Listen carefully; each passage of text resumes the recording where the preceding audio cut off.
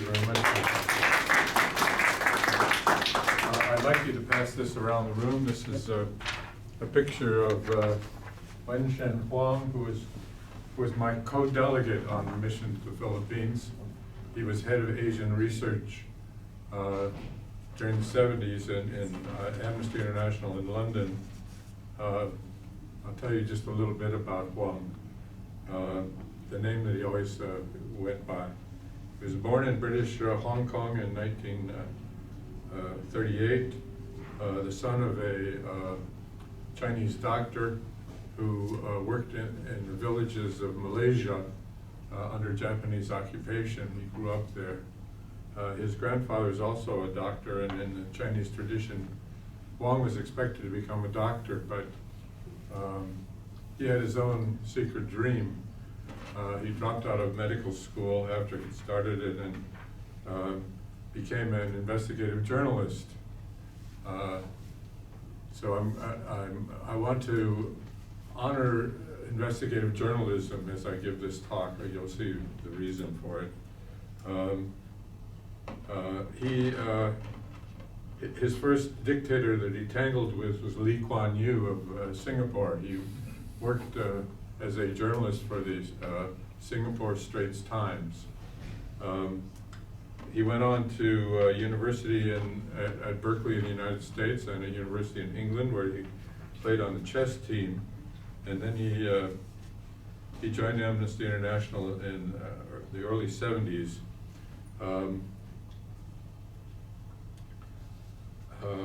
He became head of research, and he before he left Amnesty International, he went on to the UN High Commission for Refugees. He planned for a three-country mission to Malaysia, Singapore, and Brunei, areas that he knew growing up, and named me as the leader of that mission. So I went on a three-country mission that Huang set up in 1978. The first mission I went on for Amnesty was that I planned on going was the mission to the Philippines. But in the summer of 1975, when I was at home in Green Lake, I got a call from Amnesty in London that there was massive torture going on in the Basque country of Spain. It was under Francisco Franco.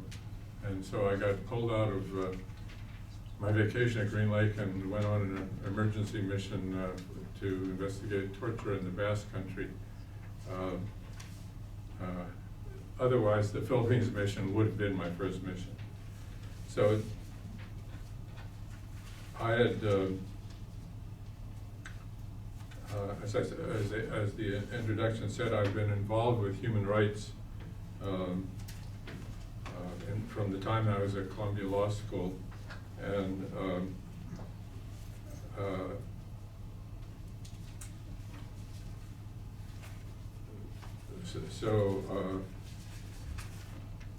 anyway, Huang and I became the closest of friends during the mission.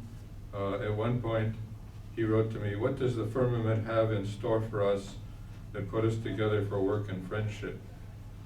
In 1977, he joined me and a group of my friends on a backpacking trip in the Bighorn Crags of Idaho. When the Nobel Committee awarded the Nobel Prize, the Peace Prize to Amnesty International, they cited the rigor of Amnesty's research, and they cited the fact that we had given the government an opportunity to respond to the evidence in the Amnesty report, and that we avoided all sensationalism and any personalization as the hallmarks of credibility.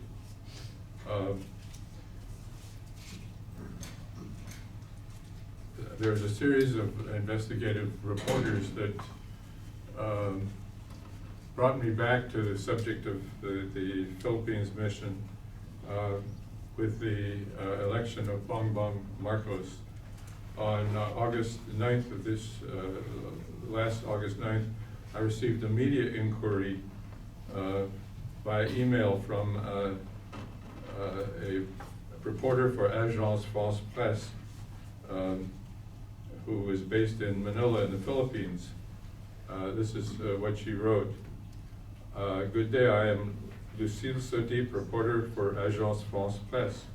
I would like to ask, sir, if you are Mr. Thomas C. Jones, who worked with Amnesty International and went on a mission in the Philippines in 1975. We have a project with Facebook and TikTok in the Philippines to debunk disinformation circulating in their platforms. I have flagged numerous posts which claim Amnesty International is not a reliable source of information about human rights violations during Ferdinand Marcos's martial law rule, because the organization has never come to the Philippines. I'm not sure what that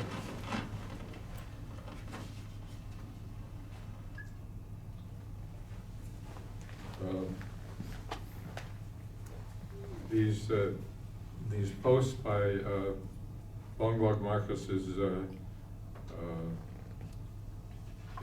his army of supporters rehashes the exact same claim made by President Marcos, recorded on video in 1981, and she puts in there a link to a sample of the circulating post.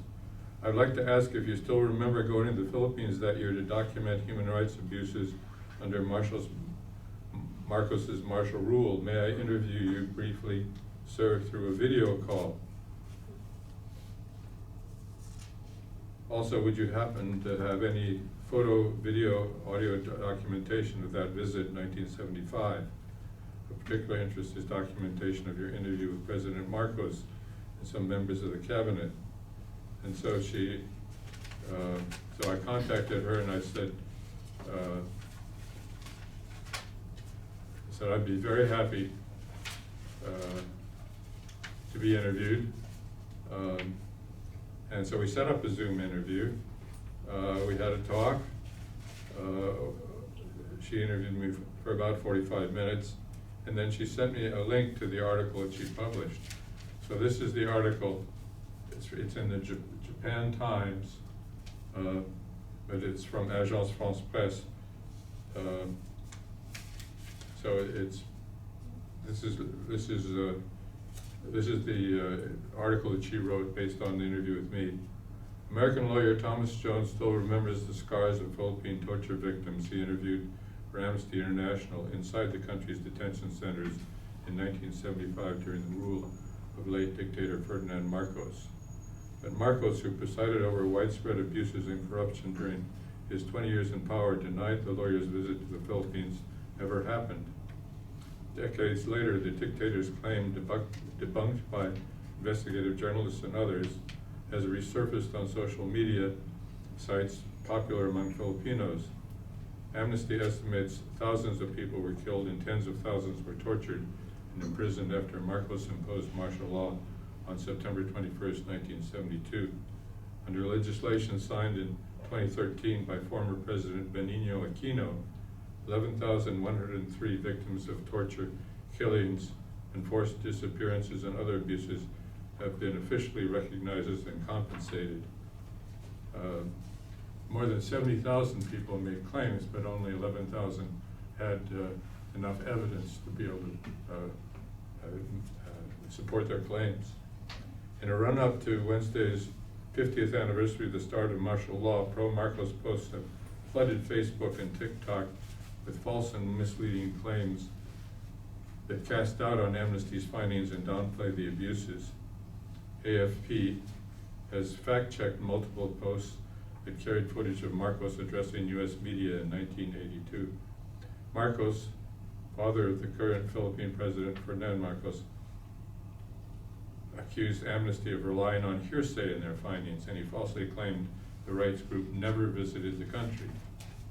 The clip resurfaced on TikTok in March after anti-Marcos Senate candidate running in the May 9th election cited Amnesty for figures showing the horrors of martial law. So he said, Amnesty International said 3,257 were killed during Marcos's time, 35,000 were tortured, 70,000 were imprisoned. It's a matter of record, said Luke Espiritu of the Philippines Assembly. Within hours of that live-streaming event, the Marcos footage had been stitched with the Espiritu video and circulated on TikTok and Facebook.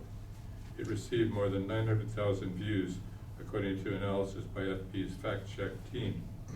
One post drew more than 3,000 comments that questioned Amnesty's numbers, describing the dictator as, quote, a great leader destroyed by black propaganda. Jones said Marcos lied about the Amnesty visit and martial law abuses, and decades later, Filipinos were being deceived by his son. People of the Philippines, they don't know the facts, the 81-year-old said from his home in Wisconsin, me. Jones and a colleague interviewed Marcos, members of his cabinet, and 117 detainees during their visit. Marcos admitted about 50,000 people had been arrested in the first few years of martial law. He admitted that to Huang and me when we met with him. While 71 detainees told him they had been tortured, Jones said. Amnesty published their findings in 1976 with their conclusion that torture was used freely and with extreme cruelty, often over long periods. The Marcos government denied torture was widely used and said Amnesty's report was based on fabrications biased and without short foundations. And then there's the headline, Short Memories. Continuing this article, Josefina Forcadilla, 66, one of the detainees mentioned in the Amnesty report, remembers being interviewed by Jones and his colleague when she was imprisoned. I was hesitant to talk to them at first until they said they wanted to document what my family went through at the time, she said. Forcadilla was 17 when police raided their house in search of their elder brother in April 1973. She said an officer boxed her ears, fondled her breasts, and played Russian roulette with a gun while interrogating her about his whereabouts. Quote, I was in shock, I couldn't cry. I knew that their purpose was really to kill, she said. She and 3 other siblings were eventually arrested. Her elder sister was assaulted and died in detention.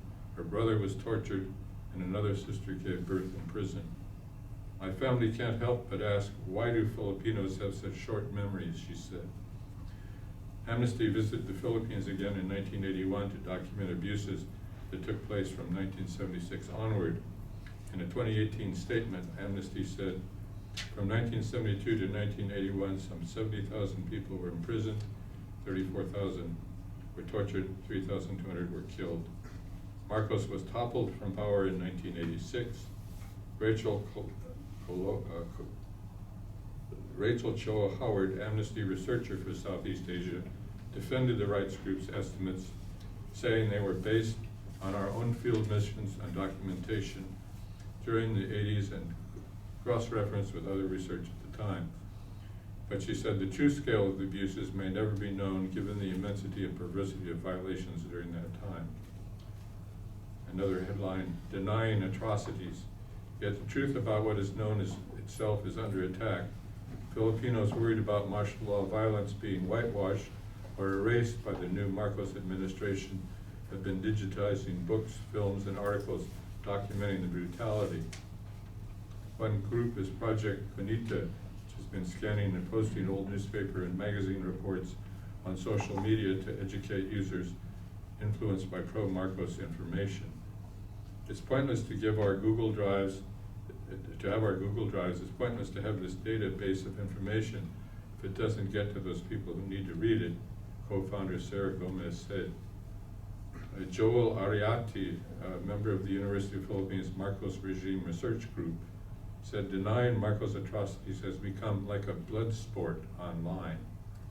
He said the key to fighting misinformation about martial law was to repeat the truth as much as the lies. Marcos Jr. said earlier this year that he had not seen Amnesty's figures and did not know how they were generated.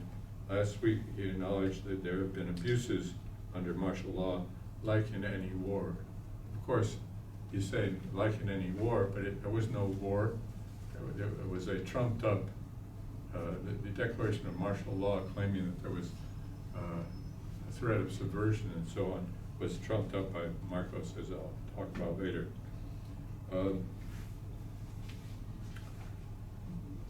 But martial law, the defenders of Marcos said, was necessary to defend against communist and Muslim insurgencies. Marcos told a local celebrity show host. Carmelo Cristiano of the Human Rights Violations Victims Memorial Commission, an independent government body, said in August the real number of victims could be much higher than the official figure. Many people in the fringes of our society, Muslims, farmers, and fisher folk, didn't even hear that there was a process for filing claims, Cristiano said. So the effects of the regime could have touched them, but they are not recorded.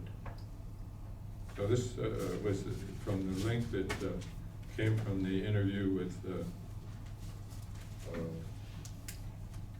the reporter for Agence France-Presse.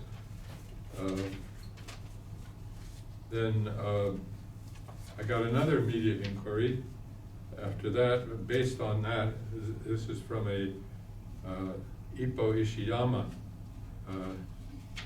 Dear Mr. Jones, my name is Ippo Ishiyama, a writer for Japanese newspapers Mainichi.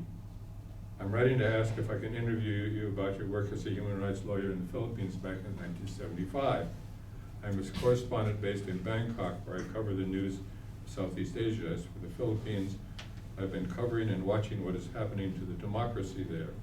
As a journalist, it is very alarming, and I would like to collect as many voices from who know the era of the martial laws as possible. I am reading this article, and I am writing to you believing Mr. Thomas Jones, and it is you, and has a link to the article from Ms. Sodip.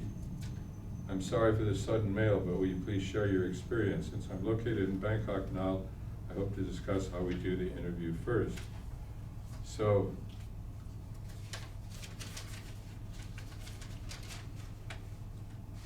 we got in touch.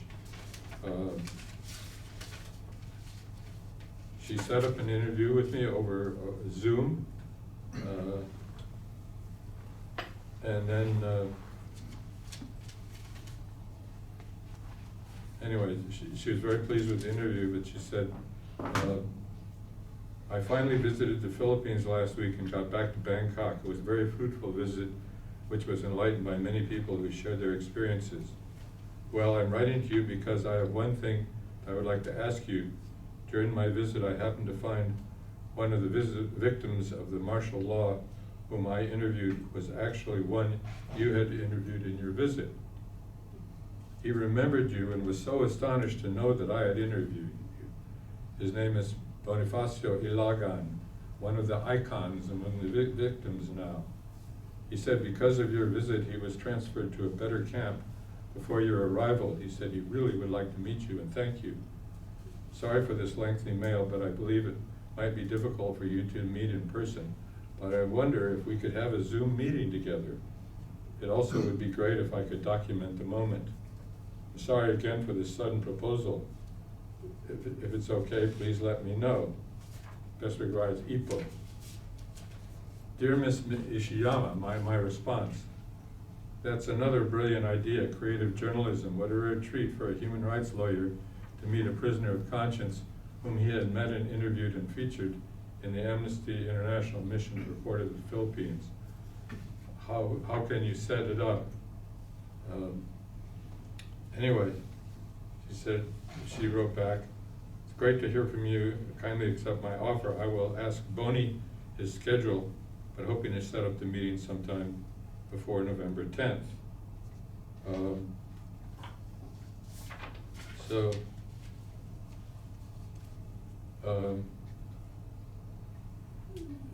Then she wrote to me, for the meeting, Boni is very thrilled. He said his schedule is relatively open. Anyway, there's a 13-hour time difference, and she listed some options to set up the Zoom meeting. So the virtual reunion took place. And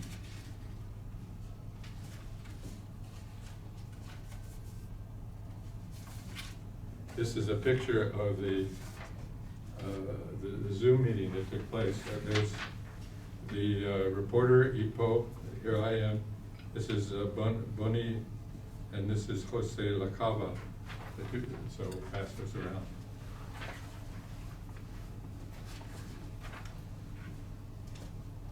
So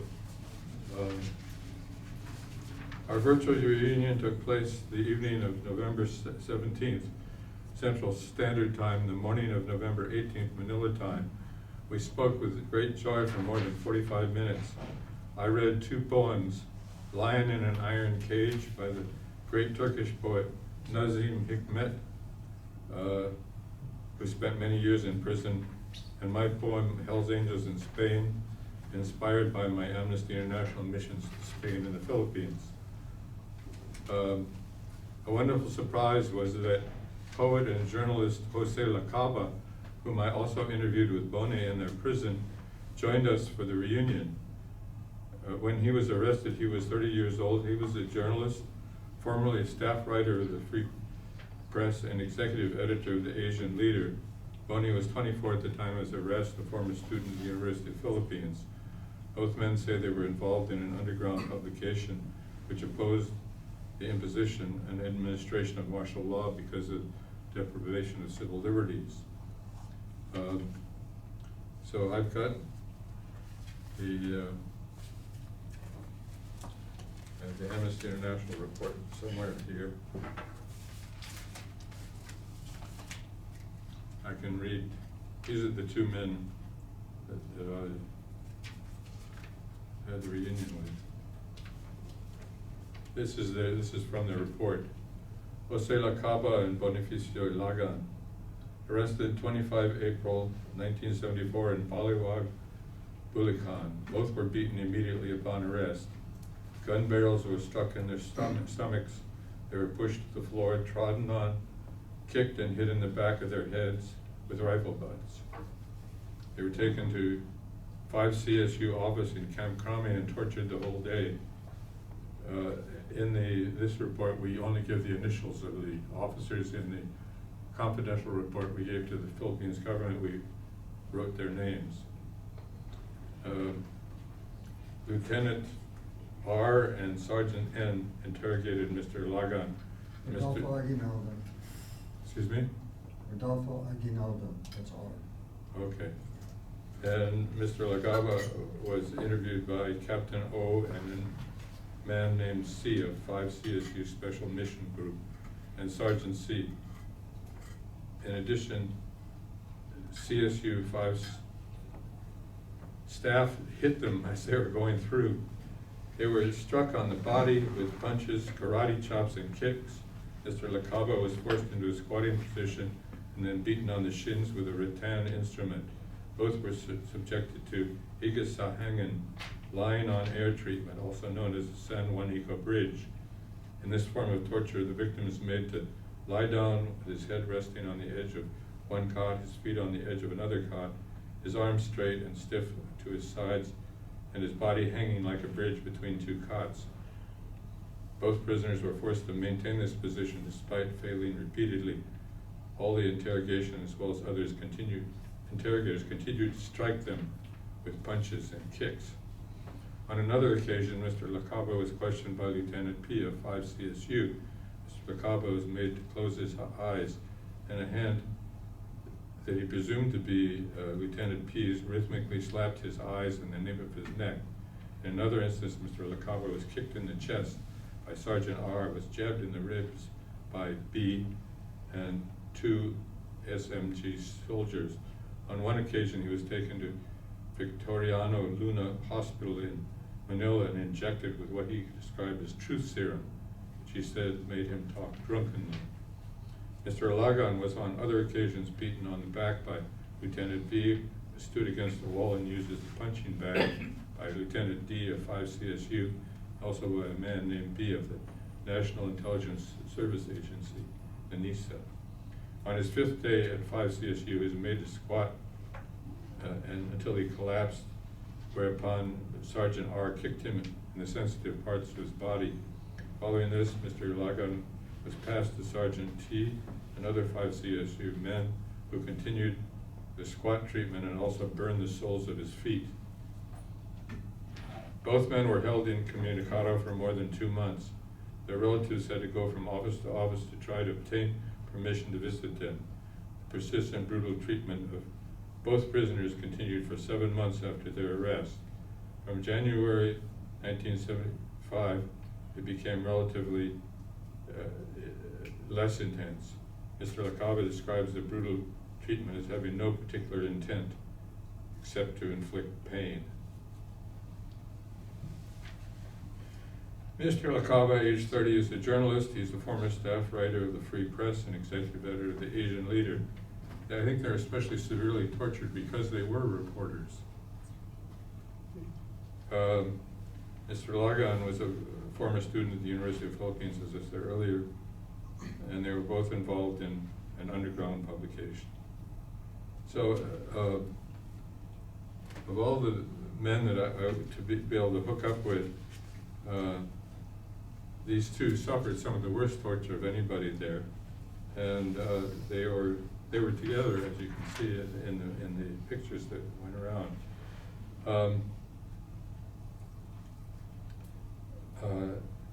Ippo Ishiyama wrote us a thank you after we had the reunion meeting. Hello everyone, thank you so much for your time today. It was a wonderful meeting. I was very honored to be there. And then she sent us our contacts. And then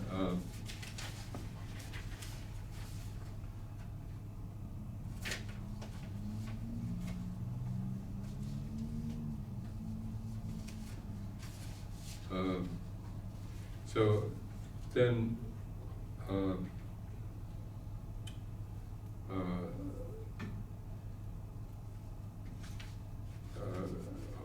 Mr. Ilagan Boni sent me an email after we had our meeting. Once again, she sent a copy to Ipo. Once again, thank you so much, Ipo, for making it happen. You're one of a kind. And to Tom and his departed colleague, Huang, who made possible what we thought was impossible back in 1975, when they succeeded to break through the impenetrable fortress that was the 5th Constabulary Security Unit. Right after our virtual reunion, I attended a program marking the 6th anniversary of the burial of the dictator Marcos Sr. in our so-called Heroes Memorial Cemetery. I told the audience about the unprecedented event that was our online meeting with Attorney Thomas Jones, who interviewed me, Jose LaCava, and many other political prisoners some 47 years ago, and how after all these years, he still had the fire burning in his heart for human rights of Filipinos and the peoples of the world. It is international solidarity at work. All the best, we shall overcome, Boni. And then he sent me a Happy New Year wish. Dear Attorney Tom, I'm writing this email as the firecrackers wane, bidding goodbye to the year just past and ushering in the new. Thanks lots for being able to reunite with you after all these years. We have both aged, but I feel we still share the same passion in the struggle for human rights and justice the world over. And one day soon, we'll both bid goodbye to the world with the same unwavering commitment. On with the struggle, we shall overcome. Bonifacio, Ilaga. So that's my introductory material.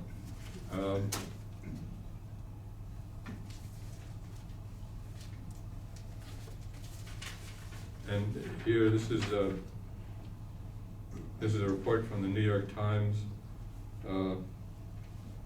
Dictator's son can stay in Philippines presidential race, officials say. And down there they quote Bonifacio Ilagan, who was a student activist in the 1970s and was jailed and tortured by Marcos forces, helped write one of the petitions that is still pending, and it was turned down by the Philippine Supreme Court. An absolute disaster, he said, of allowing Mr. Marcos to run. He opposed it because he still owed taxes and various things. Mr. Ilagan said his younger sister was also arrested by the Marcos regime, and that her body remains missing to this day. time has been on their side, and social media has allowed them to feed narratives to our electorate, the majority of whom are young and have never experienced martial law.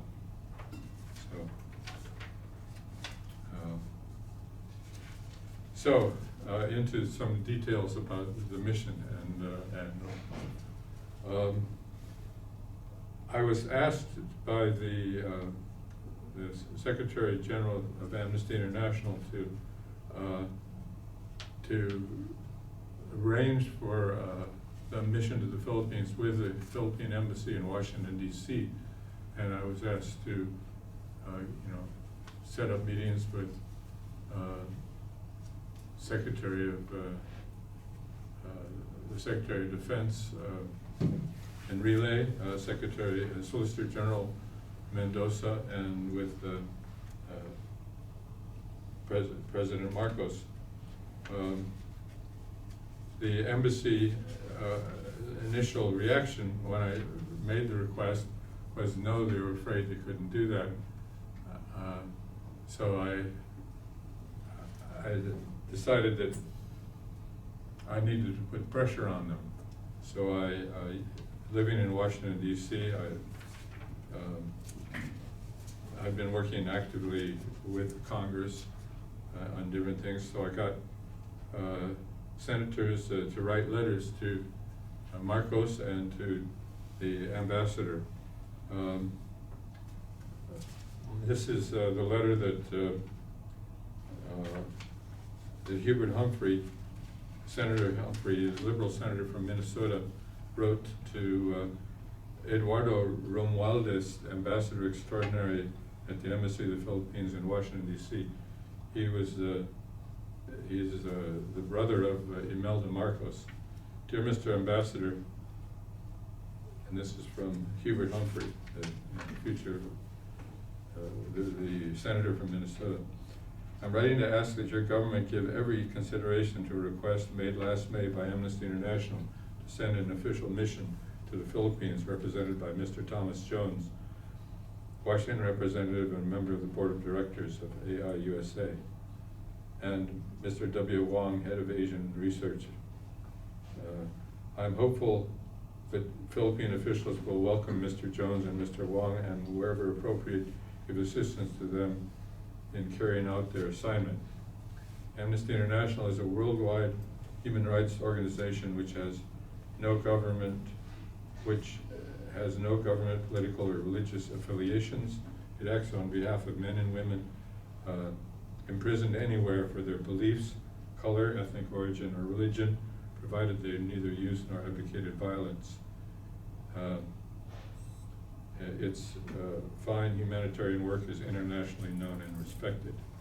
A major purpose of the proposed mission will be to introduce the work of Amnesty International to President Marcos and other government leaders. The two-man delegation seeks an opportunity to discuss the issue of political prisoners in the Philippines and hopefully come away with a better understanding of the situation. Their objective is not simply to express the sentiments of Amnesty International in this regard. They desire also to have the benefit of the point of view of the Philippine officials, to participate with them in a meaningful dialogue. I understand that this request has been pending since May 28, 1975, and the official mission has been tentatively scheduled for October 6th. Anything you can do to expedite consideration of Amnesty International requests will be much appreciated. Sincerely, Hubert Humphrey. So that was one part of it.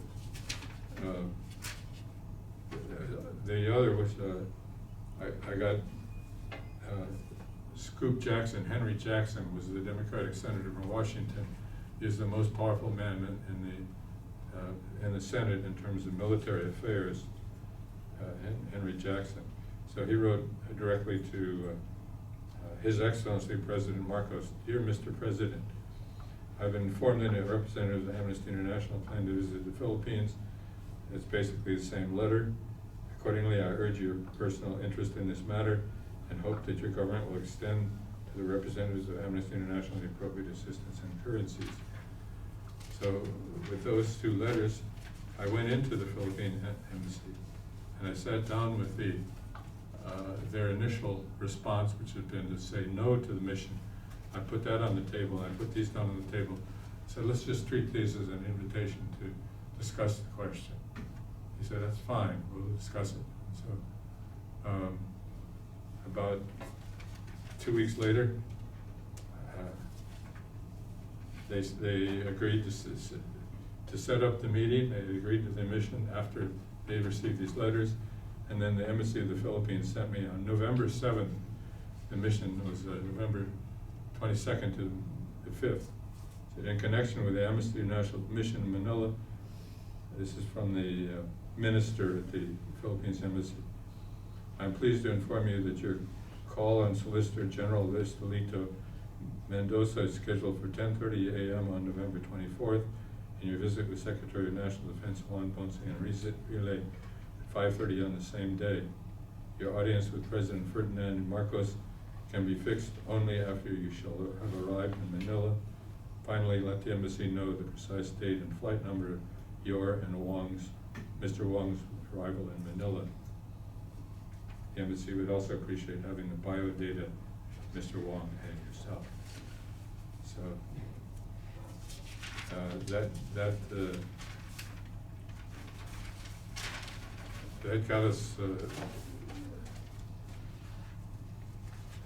got us into the Philippines.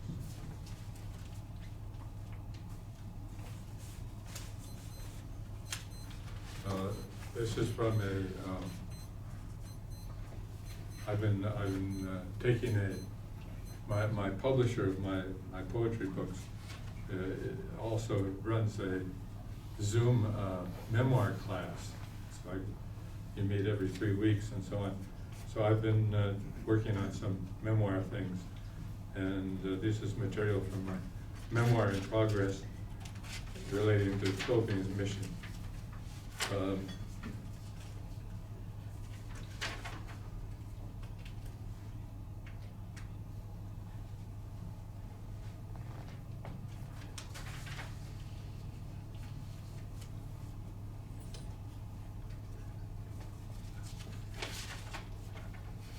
In a nationwide radio television speech to the people of the Philippines on December 11, 1974, Ferdinand Marcos declared unequivocally, "No one but no one has been tortured. None has reason to complain that his dignity has been violated." I know Marcos was lying because I remember the terror on the faces of 2 sisters I interviewed in the female detention center in Campo Olivas, San Fernando, Pampanga on December 1st, 1975. A look of helpless terror as they described being tortured by electroshock, each being forced to watch the other.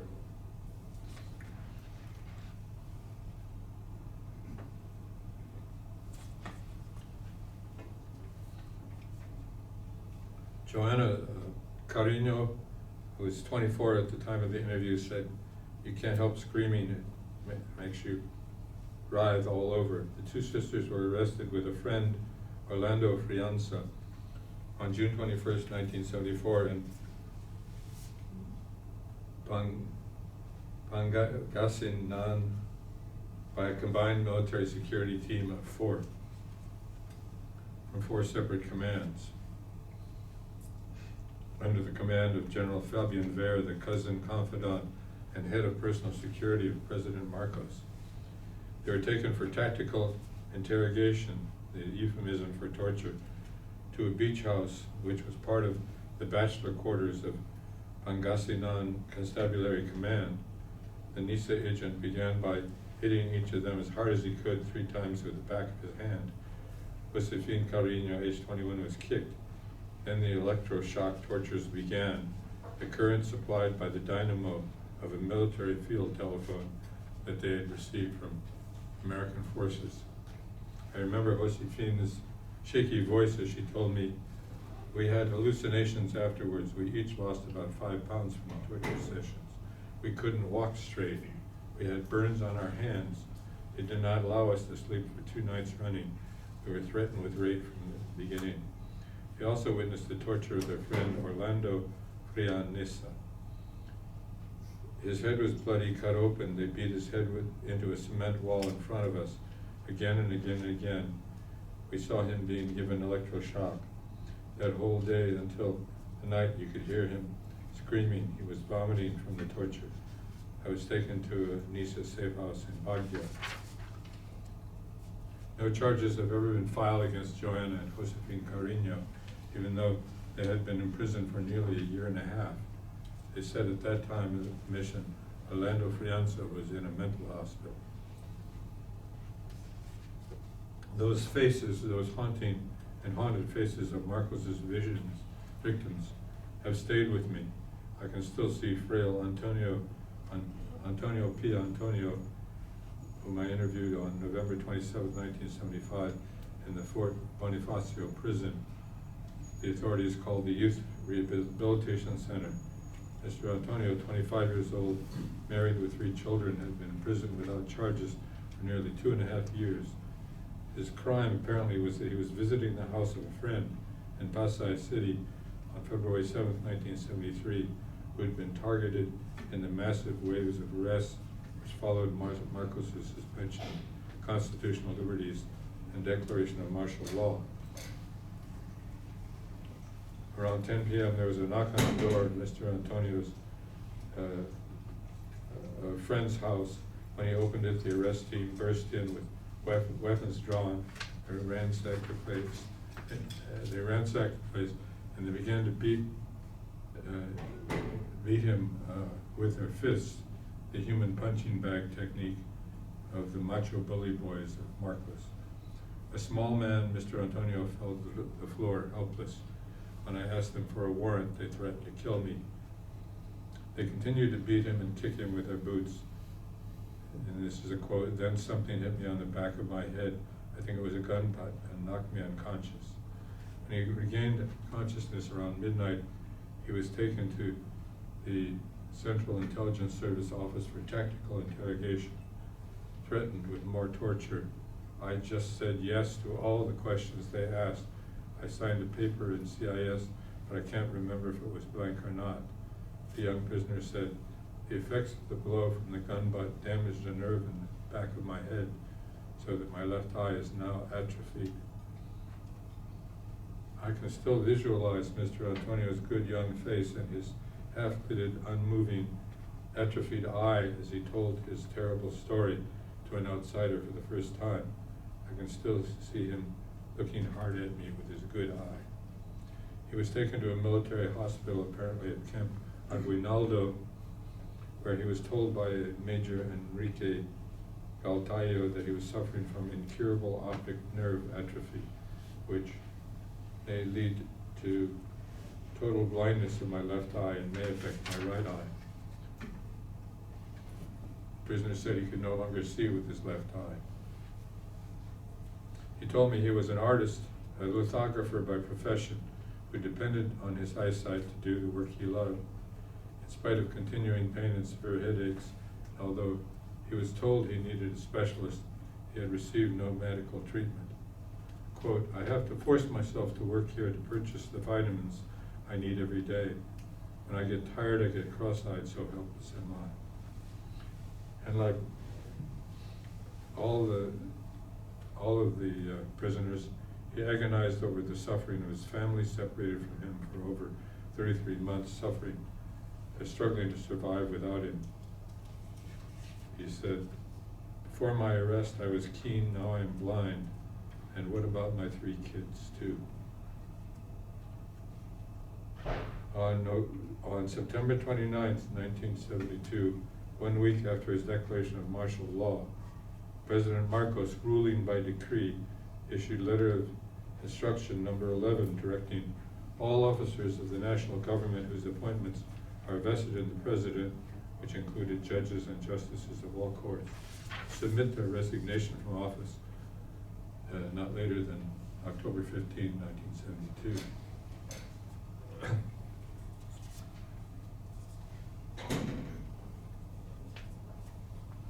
Marcos quickly engineered the adoption of a new constitution in 1973, which gave him the power to replace justices of the Supreme Court as well. Thus, As the official Amnesty International report stated, no court in the Philippines, including the Supreme Court, has taken effective action to prevent these massive violations of human rights. Members of the judicial branch, including the Supreme Court, are subject to removal at any time by presidential decree, thus stripping them of the independence which the principle of tenure is intended to guarantee. Furthermore, there has been by decree a massive shift of jurisdiction from the civil courts to the military commissions, particularly for offenses that are political in nature. The only appeal from judgments of military commissions is through the Secretary of National Defense to the President. And some stripped of its jurisdiction and its independence, the judiciary of the Philippines has become totally ineffective in preventing the violations of human rights detailed in this report. The rule of law under martial law is authoritarian, presidential, military rule, unchecked by constitutional guarantee or limitations. Within 3 years of the suspension of the writ of habeas corpus, which requires judicial inquiry into a claim of the illegality of the prisoner's detention, and the declaration of martial law, the Republic of the Philippines, as of the time of the Amnesty International mission, has been transformed from a country with a remarkable constitutional tradition to a system where star chamber methods have been used literally to torture evidence into existence.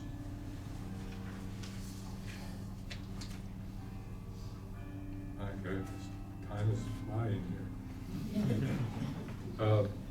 I should wind it up very quickly. You can go for another, just take your time, it's okay. All right.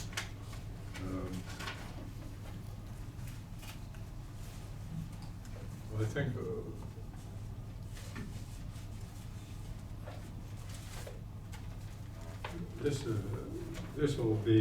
this is like catching up to date.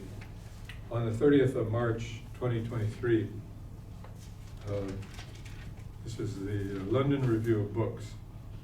This is an article entitled Rewriting the Marcos Years, and it's written by Sheila S. Coronel, who's a professor at the Columbia University Graduate School of Journalism. So again, investigative journalism. She's writing a diary in the London Review of Books less than a month ago, and she's telling about her time in the Philippines. Diary. In 1980, I started working for an underground newsroom in Manila, the Balita na Malalang Filipinas, the Free Philippine News Service. It didn't have a proper office or teletype machine. It had small staff, most of whom, like me, were recent graduates. We met in safe houses where we wrote our stories on portable typewriters and picked up news from clandestine journals published around the country. Ferdinand Marcos had been president of the Philippines for 15 years and had ruled under martial law since 1972. Thousands of critics and dissenters were in jail. Many had been disappeared, and protest in any form was brutally quashed. We wrote stories about repression and resistance in strong, simple language. Printed on cheap newsprint, our news letters were secretly passed from one person to the next. To keep hold of a copy was to risk being charged with possession of subversive materials. The BMF didn't have access to a printing press. No printer would take the risk. We didn't have a photocopier or a mimeograph machine either, and print shops, especially those near universities, were monitored by the regime. So we stenciled the stories, mounted each page on a silkscreen frame, and applied ink, the process used for printing designs on t-shirts. We made 500 copies of each issue. Most were distributed through Underground Network, but we also sent copies of to the chief librarian at the University of the Philippines and left them in the university reading rooms, hoping the librarian would preserve them. They did, hiding them in 2 steel cabinets. Marcos regime collapsed in the 1980s and fled the country in 1986. In 1996, the hidden papers were microfilmed and made available to researchers. They are now held in public archive.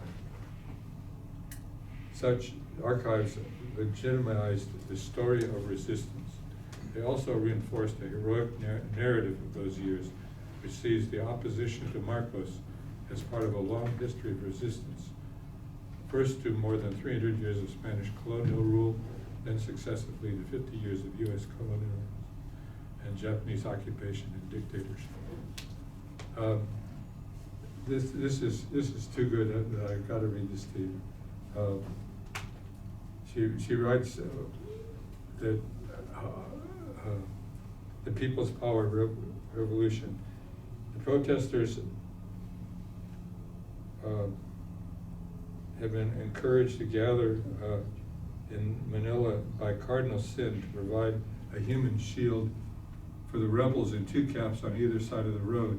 The police in Camp Crame and the soldiers in Camp Aguinaldo both were under the control of the Reformed Armed Forces movement, which had been planning a coup. Marcos sent in troops to quell the uprising, but faced with nuns praying in front of armored vehicles and women offering them food and flowers, they refused to fire.